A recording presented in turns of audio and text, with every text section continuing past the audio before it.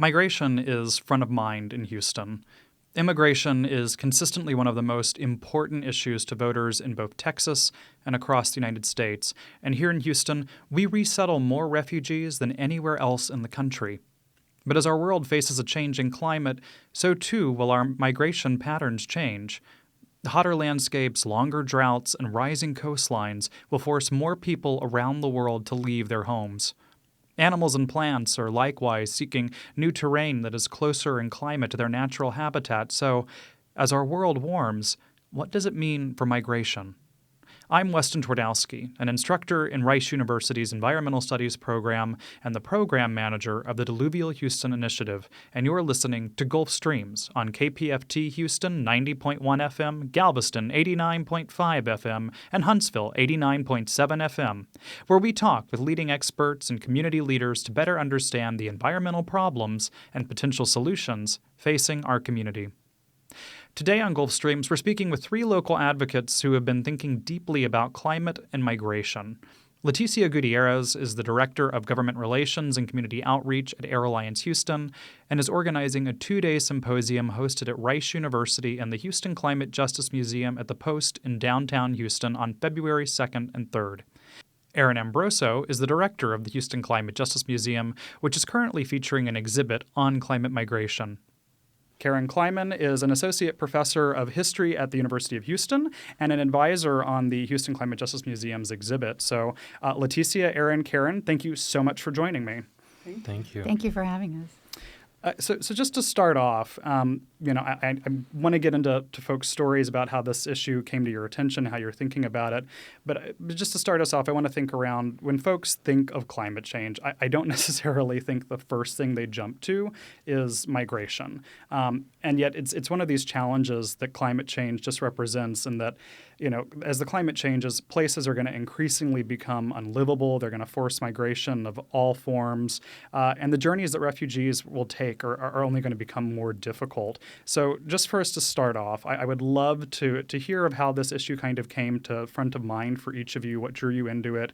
And Aaron and Kairn, I'm thinking really specifically here about your work in the current exhibit that's up at the Houston Climate Justice Museum, and Leticia, of course, the upcoming symposium.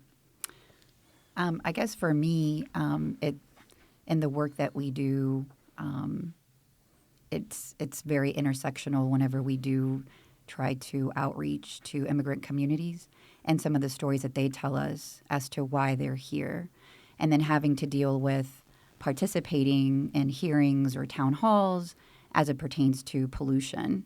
And so a lot of the times the stories that we hear have to do with desperation. It's not as if communities looking to, what I always say, baptize themselves through the desert and pray that they make it here alive, only to yet again subject themselves to more issues.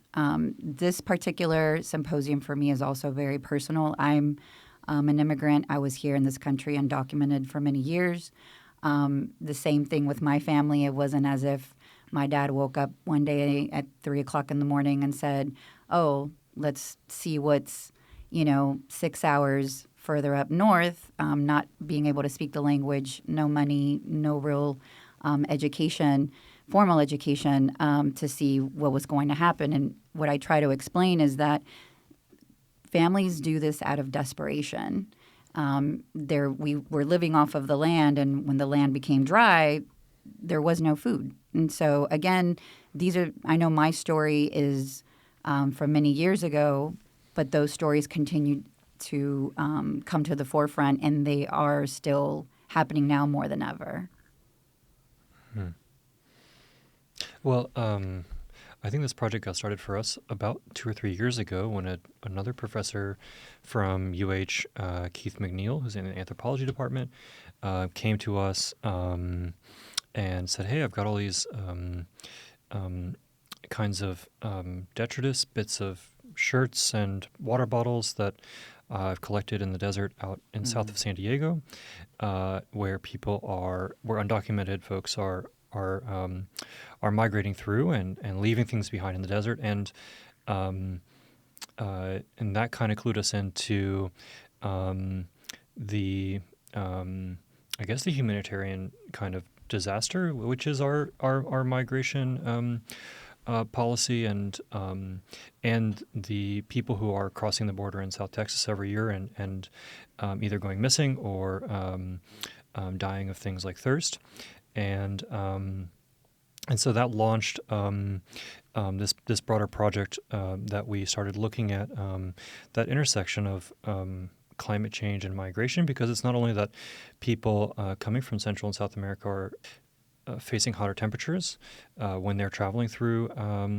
let's say, South Texas, but also that the extreme weather, repeated hurricanes, longstanding droughts, famine, crop failure, that these things are really important drivers of migration in places like Mexico and Central America. So it was also about telling that story of connecting the dots and thinking about how extreme weather is connected to displacement, and about the stakes of that, and why that matters here in Houston, an incredibly diverse and multinational city, but also a city where we have many detention centers for undocumented people around the city who are going through a completely different legal system, who are overwhelmingly not having legal representation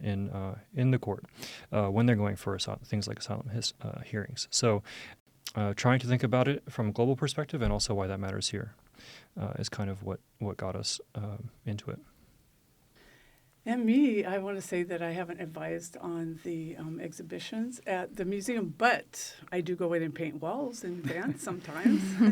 But I'm on the board, and I'm really into what they're doing at the Houston Climate Justice Museum. And I am a specialist in African history. And I write about the history of U.S. oil companies in Africa.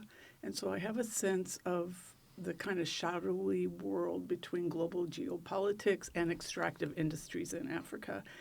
And while it's hard in Africa to parse out exactly why people are migrating, climate is having a lot to do with it. I need to do a lot more research and get specific. I'm going to try to focus on that for the February 3rd symposium. But we've always had the problem of wars and economic migration, and these things are all melding into one. For example, in Ethiopia, I just got back from there this last week. So drought leading to war, leading to migration. And then the thing that's really fascinating me, and I want to focus on a little bit in talking and writing, is this strange phenomenon whereby the transition to green energy is causing all sorts of havoc in Africa around the extraction of the minerals needed. And I don't think that the American public is fully clear on the way that is happening and who they should be doing their activism against. We can't just say there's a genocide in Congo or free Congo. We need to understand the corporations. We need to understand the individual diamond actors from Israel who've been involved in selling companies to the Chinese for the past 2 decades. It's super complex. So I'm interested in laying that out a little bit so that people can direct their activism in the right ways. I think thank you. That both prompts us to just the size of this problem. Whenever we, the nice thing about having an environmental show is we do get to talk about a large range of things. But I mean, when we think of these migratory issues and the various causes, what I love that you're pointing us to is some of the granularity of the actual legal terms around these, and some of what you were talking with as well, Aaron, about the process of migration.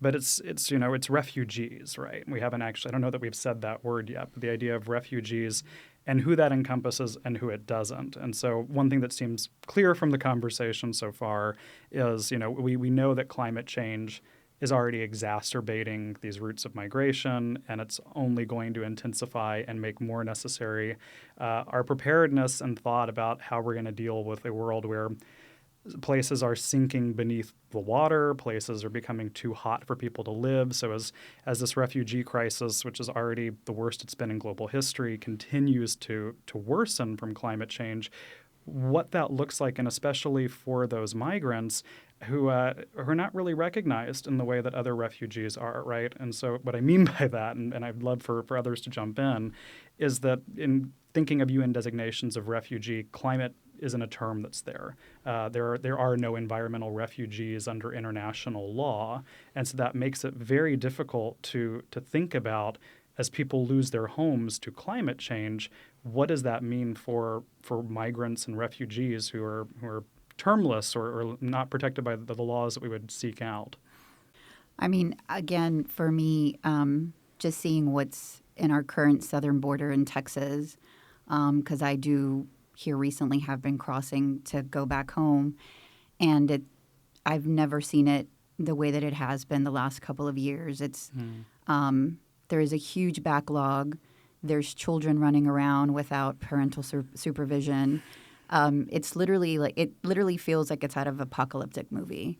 And again, what I feel that at least not all, but some, I feel just think that it's a choice, and it's not. This is desperation.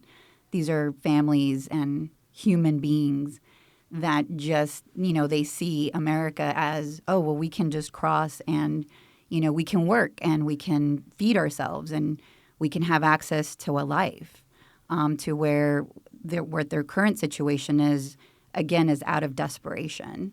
And so when you have elected officials that are not really looking at the root cause, and I'm not saying that it's 100% that whole reason, but it is a huge piece of that puzzle, and just enacting things and creating more chaos by putting saws in the river or enacting more laws to basically racial profile For those who are unfamiliar with what you're talking about, can you clarify a little bit what you mean by saws in the river and some of these policies that you're referencing? Well, thank you for stopping me because, I just assume, and the truth is that no, not everyone knows. If someone is listening to this and they don't live in the state, or even if they do, even my friends in California did not believe until I showed them videos of there are actual saws in the Rio Grande that if someone tries to cross, they will get stuck and it will kill them.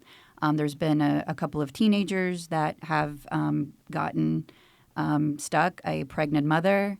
I can go on, and it's atrocious to even talk about because even whenever I talk about it, it's almost as if it's a movie and not actual things that human beings who claim to be for humanity are doing. And again, this is just one of many things that our current representation in this state continue to come at immigrants. And so, also, if the way my kids put it, if at any level of Jumanji you happen to cross and excel at, they'll still get you. For instance, if predominantly construction workers that work outside in this state are 70% Hispanic.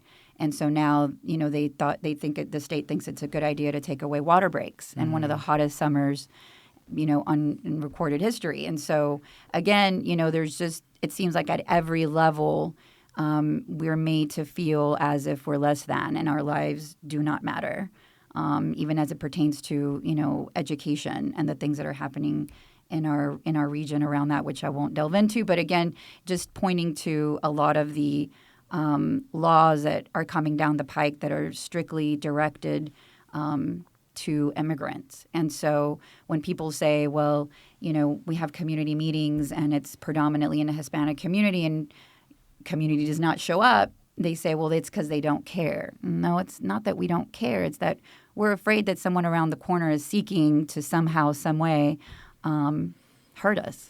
And so, again, without really paying attention to why these things are happening, ways to hopefully mitigate it in some sense, as you pointed out, there is currently, no path to immigration as it pertains to climate issues. However, there hasn't been any immigration overhaul since the 80s. The only reason I'm a resident of this country, now recently a U.S. citizen, is because there was a path to citizenship at some point.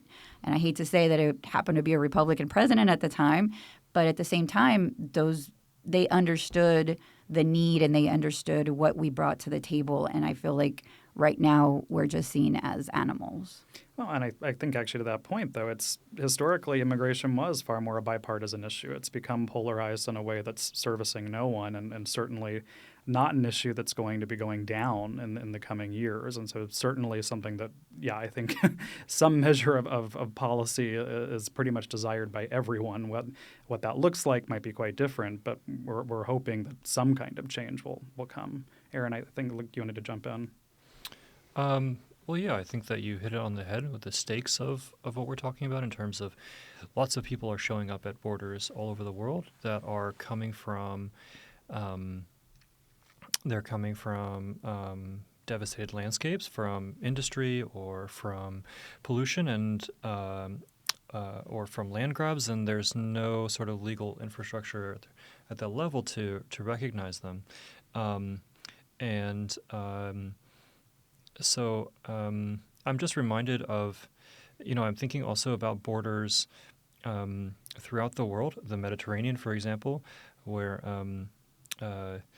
basically thousands of migrants also die in capsized ships in the Mediterranean every year, and not dissimilar from the southern border here in the United States. So I think we're facing a world where xenophobia, nativism, the hardening of borders is only increasing at the worst time, basically. And I'm reminded of a book called Exit West, which is a great novel about about a couple who are we presume coming from somewhere in the Middle East in a war-ravaged town. They step through these magical sort of doorways or portals to other parts of the world, and one of the portals is to the UK, in London, and where they experience various forms of racism and attacks. But they also end up being kind of wrapped up into new world-building projects, new infrastructure projects to house all these migrants who are coming from all of these places. And I think that that's really the crossroads. There's we have on the one hand a world where we head more into climate disaster, more into the strengthening of borders, or we have a world where we try to build something together across racial lines, across national lines, across species lines even, and try to hold on to those kinds of alliances that help make our world possible. So yeah, I guess stark choices. I guess that makes our book recommendation of the day on the show. But Exit West, gorgeous novel. I want to thank you for directly bringing race into the conversation. And the example that you give of the Mediterranean, I'm thinking specifically of Italy, which is something that we talk about in classes quite a bit, is this issue with Italy of, we don't have enough people, we have to seek out immigrants, we're going to create entire systems where if you can find a grandparent or a great-grandparent who is Italian, we'll let you directly get an Italian passport, and these kind of programs to deliberately import people, and when they have a wave of migrants at their border, very deliberately turning them away. And I think most of us probably remember the really horrific images of Syrian refugees and dead children on the beach. That was incredibly disturbing. And so, the idea that this is somehow an issue separate from race is just kind of, well, it's wrong. It's just flatly wrong. Right. And so I'd like to open up. I know this is something that the exhibit thinks through a good bit, but I'd love to have kind of a conversation around the colonial impacts that I know you're trying to explore in the exhibit, and especially with your expertise in Africa, if we can think somewhat about how race and colonialism factor into this conversation globally and how those are impacting what we're looking at in terms of who's actually immigrating and who's going to be able to maybe find some place to go, and where that is a possibility and why it's not in some places.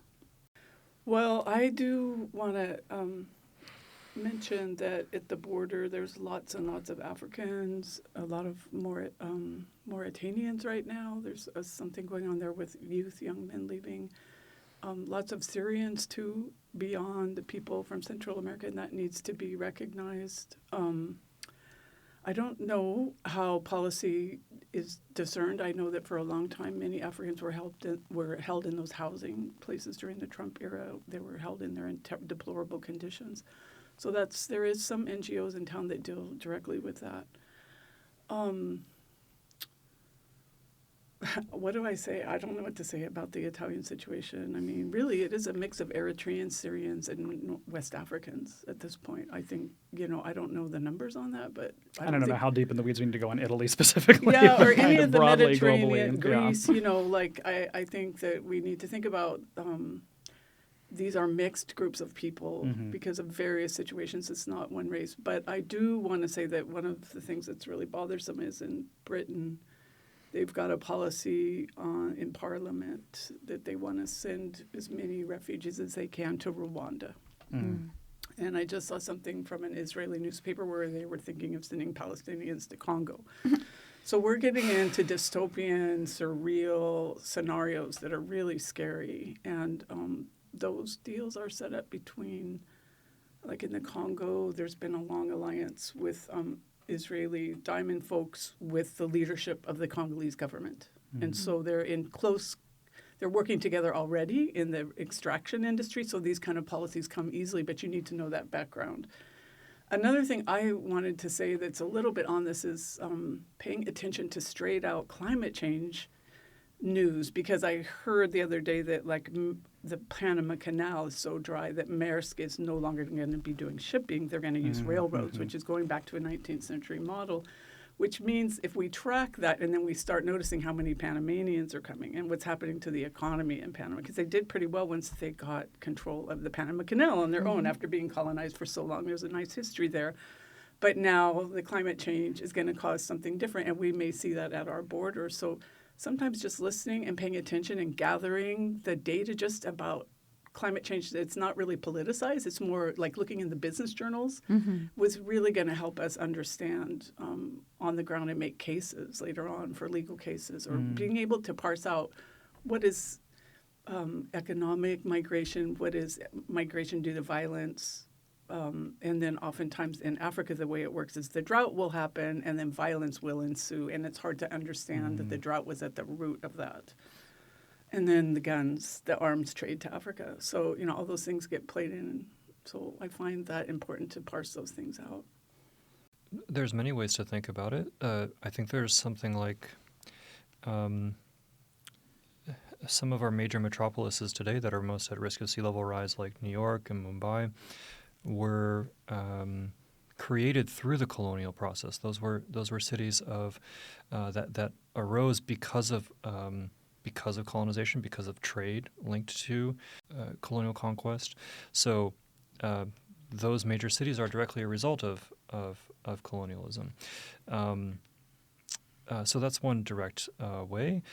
I mean, of course, climate justice is often about how the global north bears disproportionate burden of creating climate change, while the global south sees the disproportionately feels the effects of climate change. So definitely climate change is an issue that's intersected by those kinds of social, national, racial differences. That's okay. I want to pull us back a little bit to Houston anyway. That was a nice detour into the global ramifications of this. But, something that I do want us to consider is the fact that, Houston absorbs more refugees than anywhere else in the country. And so I think as we turn our attention to the fact that, as you were just saying, Professor, this is only going to continue developing in numerous places in numerous ways. We're going to see climate change continue to drive migration.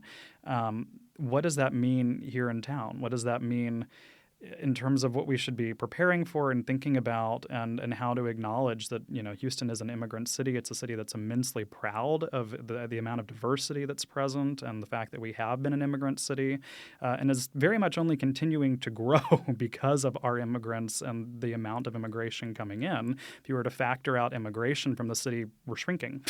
We're actually losing population without immigration.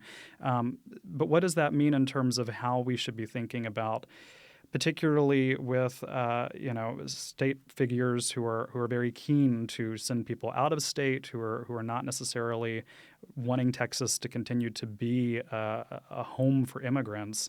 What does that mean for the future of Houston, and how we should be thinking about this, and maybe spreading some light on folks who are working already on this issue around town? And in terms of why it matters to Houston, and to the Gulf Coast more broadly is we can think about Harvey and these superstorms and the displacement created from them as also a type of internal displacement, a type of internal refugeeism, you might say, where people are dealing with the legacies of disregard for the poor, of failing infrastructure, and now of climate change-fueled storms, which are coming together to create the disasters that have been things like Katrina and Harvey and Maria. And also in the wake of those disasters, we see that they're taken as opportunities to work in things like the privatization of certain areas of society, like the privatization of schools, the privatization of the New Orleans school system after Katrina. So these disasters are opportunities for folks to extend business interests. But also we know from research that whether you are white or black determines your or has a large role in your outcome of these disasters. So people with more wealth, people who are homeowners, are doing better after events like Harvey. And we also know that there's things like the racist distribution of funds from the GLO office, where the state is deliberately trying to refuse disaster relief to Harris County and to Houston. So there's many dimensions of this that are important for race and for thinking about that, and that's another huge reason why it matters for Houston. I appreciate that, especially given we've talked on the show previously, and you can go back and listen to older episodes where we've really discussed kind of internal displacement around Harvey as someone who studied Katrina quite extensively. You know, that parallel to that word that we brought up, refugee, right?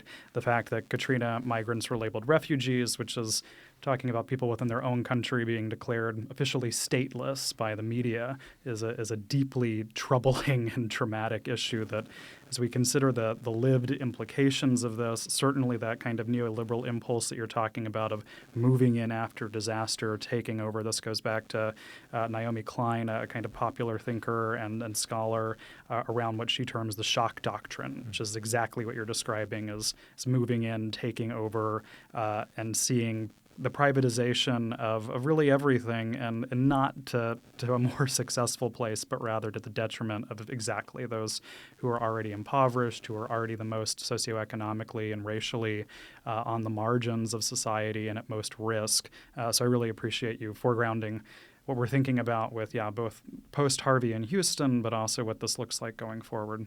Can I just add really quickly Please. in regards to what you just mentioned? Any time there's federal funding or state funding as it pertains to the undocumented, there is a lot of times no way for them to be able to take advantage of those resources either. So when you're having to depend on a day-by-day paycheck to survive, when you have a catastrophic weather pattern that is becoming the norm now here, these types of things exasperate those types of issues as well. Because there is literally $0 being handed to immigrant families. No, I so appreciate that, and that exactly just continues to point to why.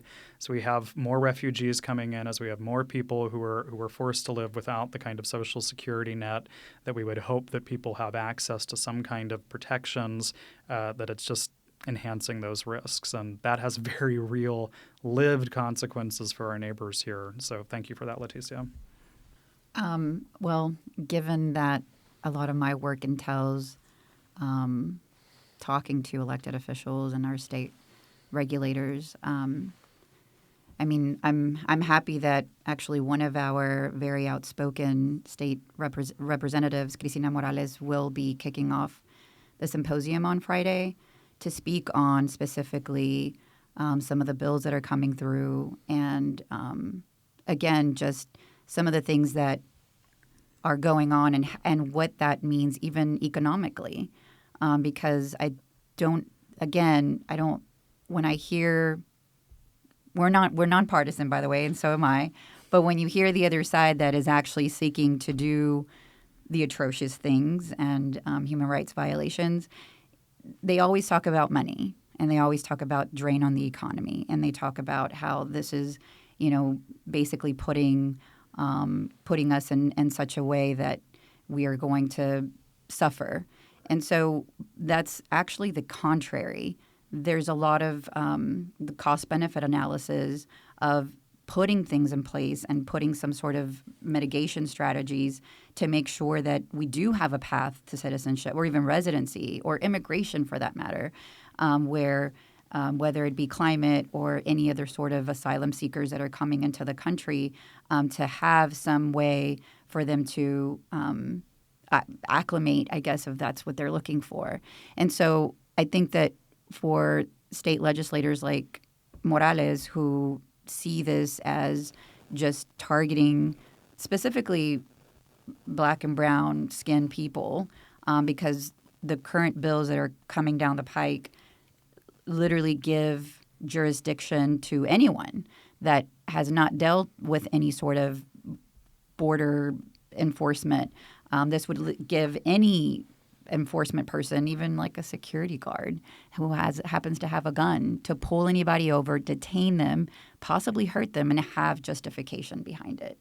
And so this is why they're considered racist laws, because you wouldn't be pulling someone over that, I know viewers can't see what I look like, but I do look Anglo, and that's due to immigration.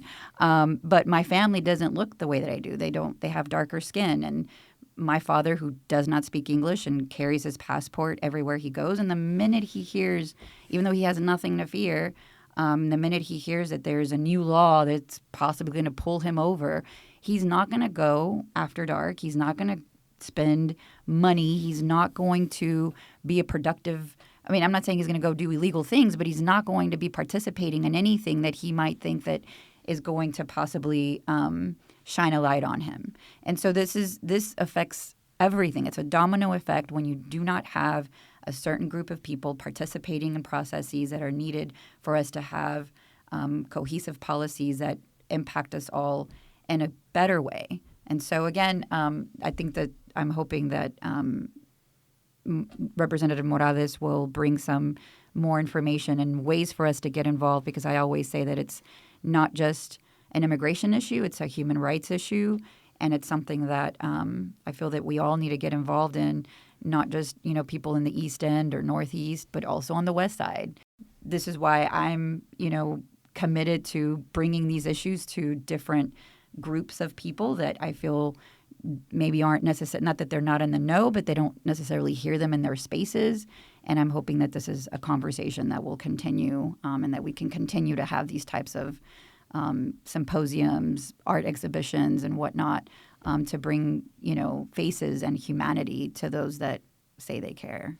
Well, and to that point, Leticia, can you just walk us through a little bit what the symposium is and what folks can expect if they're able to attend, and why they should want to attend beyond, the exciting folks that you already have lined up to speak? But just, tell us a little about the symposium. So I was just mentioning to Aaron right before we started this that I consider myself a connector. And so, being nominated, or I guess not nominated, not the right word, but I guess being basically the community fellow here at Rice, I obviously saw an opportunity to present to some of my colleagues that have been talking about doing specifically a climate migration, climate refugee symposium to talk about the issues, but more importantly, as I mentioned, to bring this issue to a completely different demographic that maybe isn't usually involved in these types of things. And so that is why I'm very excited that we do have a state representative in terms of what she's trying to push for and things that she's trying to accomplish, and ways for different demographic of people to get involved, that hopefully maybe that can make some changes. That's what I'm about. And then also having other nonprofit immigration organizations like Eri Canales with Angels at the Border, and then Cesar Espinosa from Fiel, who's also an immigrants' right organization, as well as obviously academia on the panel to be able to point more towards statistics and numbers and maps as to how this issue is going to continue to exacerbate if we don't really understand what's at the root of the problem and try to figure out ways to solve it and not just, again, put saws in the river. So it sounds like, for those who are joining, certainly some overall ideas about what climate migration looks like, but then very specific, actionable ways to get involved from some of these community partners and legislatures. And then I know there's also a second day at the Post, if Aaron, if you want to talk about that some. Yeah. So the second day at the Post will have 2 panels. The first panel in the morning is about colonialism, migration, and the climate crisis broadly.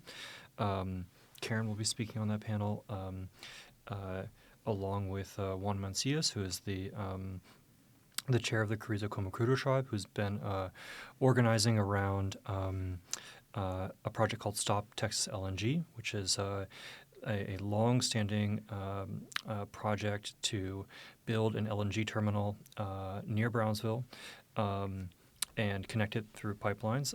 And the site of the terminal is on something called Garcia Pasture, which is the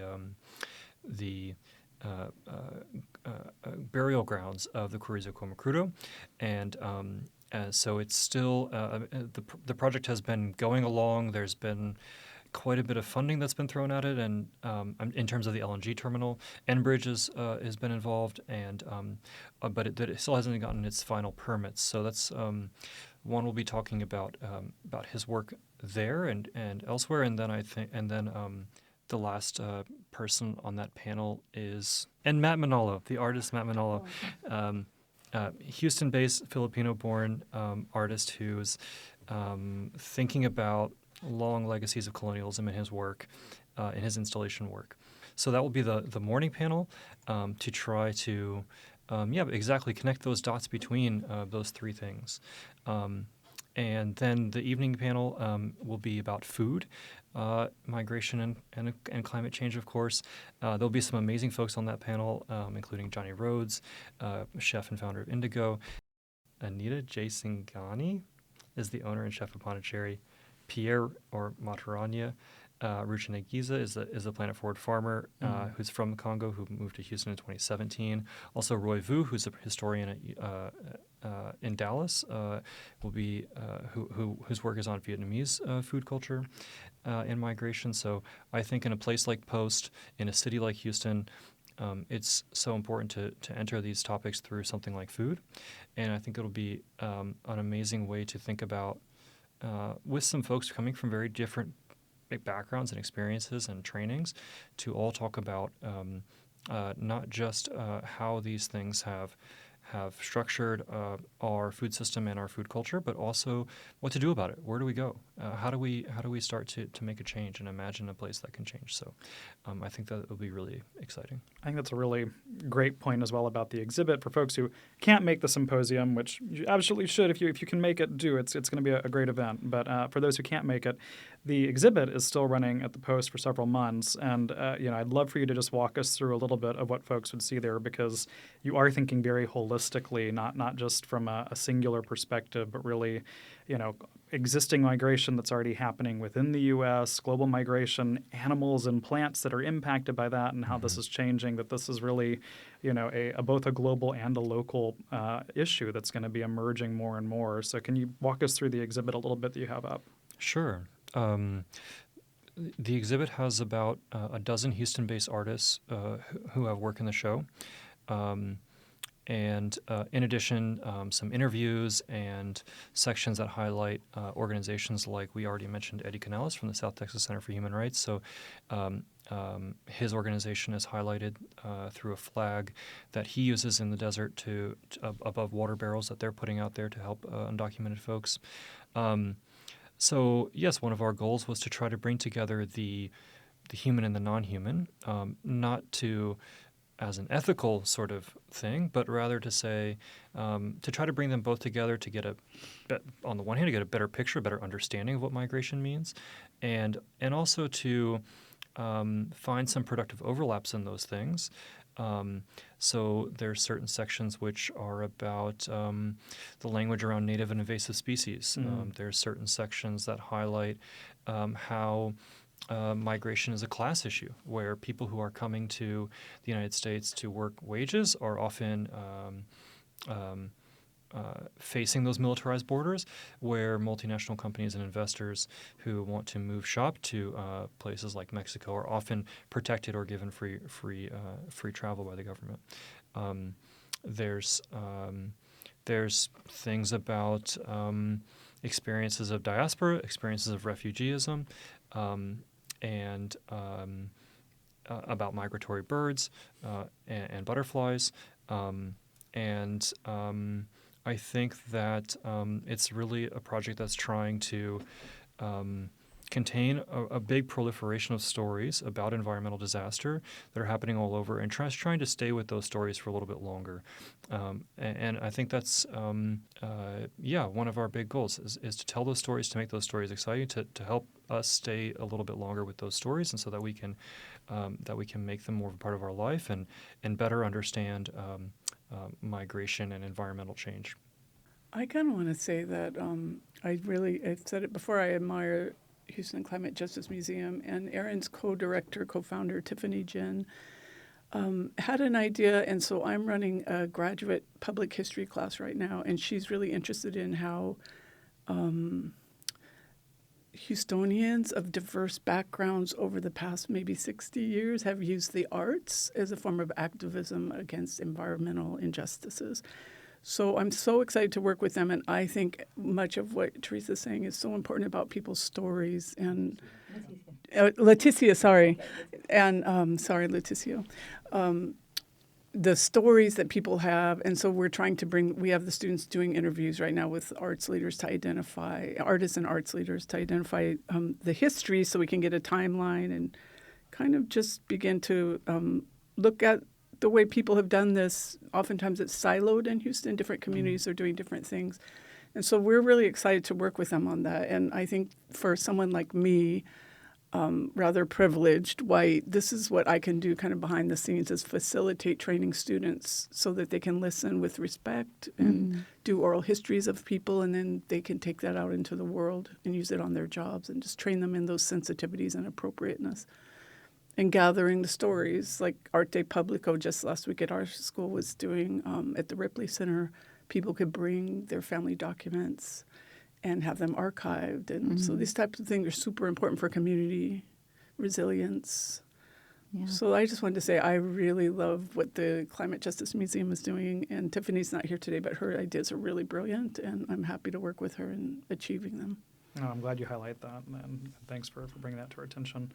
So just to remind everyone, this 2-day event, day one, is at Rice University's Glasscock School of Continuing Studies. Starts at 10 a.m. is the first speaker. There'll be breakfast and pastry kind of things before that, and then it'll run till about 3 o'clock. Drop in and out as you're able, but really great speakers, kind of a panel conversation, multiple leaders from around the state. And then day two at Post Houston, at the Houston Climate Justice Museum exhibit there, running from 11 to 4 p.m. So you can swing by and get your favorite ice cream at the Post, and then go over and hear about this really important work. So and that's February 2nd and February 3rd. And thank you so much to all three of you for coming in today and talking with us about this. And I'm really looking forward to these events and so grateful for your time. Thank you. Thanks. And now our researcher Jaden has been working on a series of pieces focusing on droughts and water conservation. And for the first of these, she takes us out of the Houston area and out of Texas over to the Great Salt Lake for a really fascinating story about what's been going on out in Utah recently and the situation out west in terms of water loss, drought, and what it means in the upcoming future. So we'll go to Jaden now with that. Hey y'all, I hope you're doing well. Today we're going to be discussing a relatively pressing matter, and that is, what would happen if the Great Salt Lake just suddenly dried up? This seems to be a question we'll have an answer to soon enough, unfortunately. The Great Salt Lake is the largest saltwater lake in the Western Hemisphere. Located in the state of Utah, it takes up around 22,400 square miles and is unique in the sense that it's home to various islands. Antelope Island being one of the most well-known islands as it happens to be a state park. The Great Salt Lake also contributes to the formation of the Bonneville Salt Flats, a vast expanse of salt crust. Due to the lake's salinity and in turn its density, it has been ever increasing since the mid-1800s. Today, this beautiful lake is now 8 times saltier than the ocean. Additionally, these flats are known for their unique geological features. So now, the ever-pressing question of what would really happen if the Great Salt Lake were to completely dry up. Well, there are several significant consequences that could occur, such as water supply concerns, severe ecological impacts, air quality issues, as well as, no surprise, vast economic complications. One of the most pressing concerns is facing the challenges of water supply issues. The Great Salt Lake is connected to a water supply system in the region. This means that its disappearance would affect water availability for purposes such as agriculture, leading to water resource challenges. Presently, there are 3 rivers that flow into the lake: the Bear River, Weber River, and Jordan River. However, no water flows out, which means that the Great Salt Lake is classified as a terminal lake. Due to the shallow and salty nature of the lake, it loses about 2 million acre-feet of water through evaporation every year. Moreover, in recent decades, there has been a significant decrease in water levels, leading to a 50% reduction in the Great Salt Lake size. This can partially be attributed to what we now call climate change. A recent scientific journal article from Brigham Young University warned that if no action is taken, the Great Salt Lake could go completely dry in 5 years, stating that over 2 decades of western megadrought, water diversions from rivers that feed the lake have increased in order to support farms and thirsty growing cities. In more recent years, there has been a substantial increase in the demand for the same fresh water due to new development, agriculture, and industrial needs. Additionally, Utah State University's Wayne Wurstbaugh stated that for every foot the lake drops, an average of 44 square miles of lakebed is exposed. In 2022, the Great Salt Lake's water level fell to the lowest ever recorded at 4,188.2 feet, which is 17 feet below where it should be. While this is undeniably a bad situation, some good did come out of it. Prior to this, the Great Salt Lake was referred to in a rather negative way, and nobody appreciated it. However, recently, change seems to be on the horizon. The Utah State House approved a $40 million fund to restore the lake's shrinking wetlands. In addition to that, the Church of Jesus Christ of Latter-day Saints donated 20,000 acre-feet of water to help ease the shortage. Aside from concerns of water shortage issues, many are grappling with the ecological changes coming down the pike. At present, it is already noticeable that along the shrinking shorelines, migratory birds have vanished. A report by the University of Utah stated that one major problem is that the ecosystems that thrive off the lake is slowly collapsing. For example, several bird species that feed on the brine shrimp in the lake are now unable to find enough of these shrimp to sustain themselves. As a result, many of these birds eventually starve to death. With the lake depleting at rapid rates, brine shrimp and flies will begin to die off as well, due to the algae becoming potentially inedible. Other ecological problems will arise as the lake regresses, and invasive species will begin to take over, negatively impacting the remaining species in the ecosystem that are struggling to survive as it is. Additionally, while given its name, it is not surprising that the Great Salt Lake is known for its high salinity. But as the water levels decrease, the salinity can become more and more concentrated. This can and will negatively impact the survival of organisms adapted to the specific salinity levels and ultimately further disrupt the balance of the lake's ecosystem. Due to fluctuations in salinity levels, there is a noticeable shift in fish populations and the livelihoods of those dependent on the lake's fisheries. Utah, particularly the Great Salt Lake, currently holds the top position as the world's leading producer of brine shrimp, contributing 45% to the global supply. Despite being recognized as the best managed fisheries globally, this status is now at risk due to increased salt concentrations and diminishing resources. Addressing the pressing concerns mentioned previously is crucial to reversing or at least preventing further damage. However, one issue that poses an immediate risk to the health and well-being of the Salt Lake City population is the rapid decline in air quality. With the lake drying up, the air surrounding Salt Lake City could sporadically become poisonous.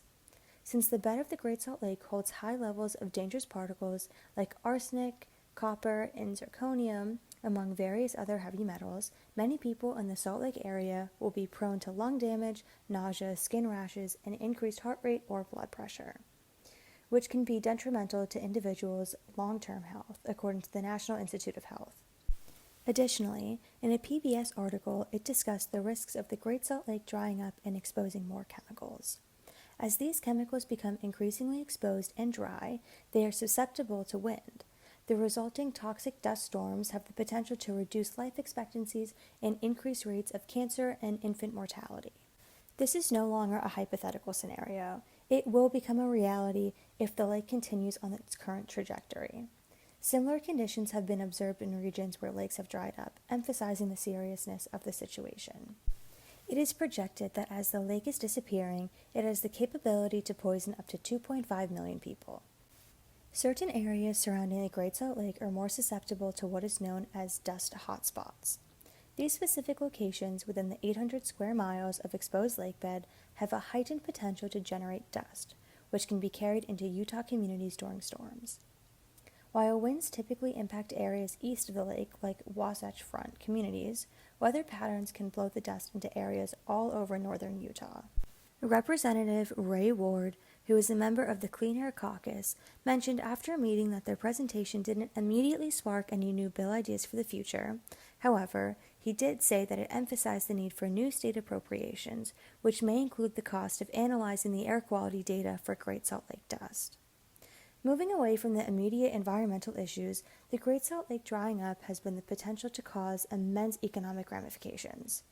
The loss of mineral extraction industry alone could end up costing $1.3 billion annually and more than 5,300 jobs. More concerning than that is over a 20-year period, it is projected that the potential cost could be as much as $25 billion to $32 billion, as well as the loss of more than 6,000 jobs. The Great Salt Lake plays a significant role in Utah's renowned snowfall, contributing 5 to 10% and extending the ski season by 5 to 7 weeks. The ski industry, supporting 20,000 jobs and adding $1.2 billion annually to the state's economy, faces a threat from the diminishing lake. Furthermore, the decline of the lake poses a substantial risk to tourism revenue in Utah. Salt Lake's annual $4 billion visitor economy constitutes nearly 40% of the state's overall $10+ billion visitor economy. The Utah ski industry contributes $256.8 million to tourism revenue, is also at great risk if the Salt Lake continues on its current path. So, to conclude, the drying up of the Great Salt Lake poses multifaceted challenges that extend beyond environmental concerns. The looming water supply issues driven by climate change and increased water diversions threaten not only the lake itself, but also the border regional water availability for agriculture. The ecological consequences are already evident, with the collapsing ecosystems affecting migratory birds, brine shrimp, and other species. The escalating salinity and depletion of resources further jeopardize the delicate balance of the lake's ecosystem, impacting corporations such as fisheries.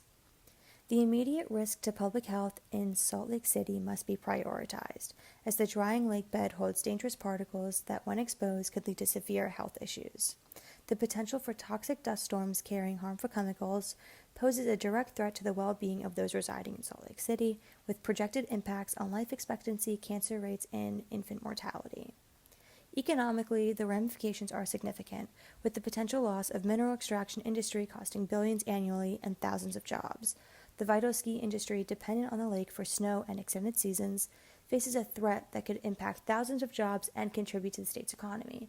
The tourism sector, a major contributor to the state's revenue, is also at risk of decline, further exacerbating the economic challenges posed by the disappearing Great Salt Lake.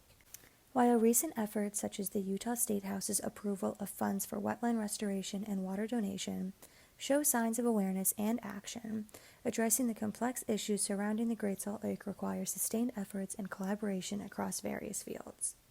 The urgency to mitigate environmental, health, and economic impacts emphasizes the need for proactive measures to preserve this unique ecosystem and its contributions to the region's well-being. Thanks, Jaden. We'll go over to Sienna now, who has an update on what you can do to be involved around town this week. Hey everyone, this is Sienna coming to you with some upcoming opportunities to get involved. Join the Coastal Prairie Conservancy this upcoming Friday, February 2nd, from 9 a.m. to 1 p.m. to help take care of the Indian Grass Preserve. Nestled within the preserve, the Katy Prairie is more than just a beautiful natural area. It's a critical spot for biodiversity and conservation efforts. So every Tuesday and Friday, volunteers participate in activities critical to the success of the Coastal Prairie Conservancy's restoration and public access programs. From maintaining the Ann Hamilton Trail to cultivating native species in the Coastal Prairie Native Seed Nursery, planting wildfires and removing invasive species, volunteers engage in hands-on activities that directly contribute to the preservation of this very important ecosystem. It's important to note that some physical effort is involved. Volunteers may find themselves bending, kneeling, or sitting on the ground, and there may be some light lifting. For attire, to ensure a safe and enjoyable experience, the preserve recommends closed-toed shoes, tall socks, long pants, a long-sleeve shirt, and a hat. These choices will protect you from the elements and potential hazards while you immerse yourself in the prairie. Ready to join this initiative? Start by completing the volunteer application on the Indian Grass Preserve website. Once that's done, reach out to Bethany Foshi via email for more detail and to sign up for this fantastic opportunity. Again, you can complete the volunteer application on the Indian Grass Preserve website. So mark your calendars for Friday, February 2nd from 9 a.m. to 1 p.m. and let's come together to make a difference on the Katy Prairie. Thanks, Sienna. A quick reminder that if you're enjoying Gulf Streams, please check out our podcast. You can listen to previous episodes anytime on your favorite podcast app, and we also feature occasional bonus content only available through the podcast, so make sure to subscribe so you can keep up to date on all the news, stories, and ideas featured here on Gulf Streams. And tune in next week when we'll be talking about folks around town who are working to make our lawns better places and more environmentally friendly for all of us. If you have questions or ideas for what you'd like featured on Gulf Streams, leave a voicemail at 713-348-4081 or email me at westont@rice.edu. Gulf Streams is a co-production of KPFT Houston and Rice's Center for Environmental Studies, with support from the Andrew W. Mellon Foundation and the Rice Sustainability Institute's Eco Studio. Produced by Weston Twardowski, co-produced by Joseph Campana, audio engineer Rico Enriquez, research support provided by Jaden Bray-Boyce and Sienna Yen. Stay tuned for the R&R Show with Ronnie Renfro and Tom Richards here on KPFT Houston 90.1 FM, Galveston 89.5 FM, and Huntsville 89.7 FM.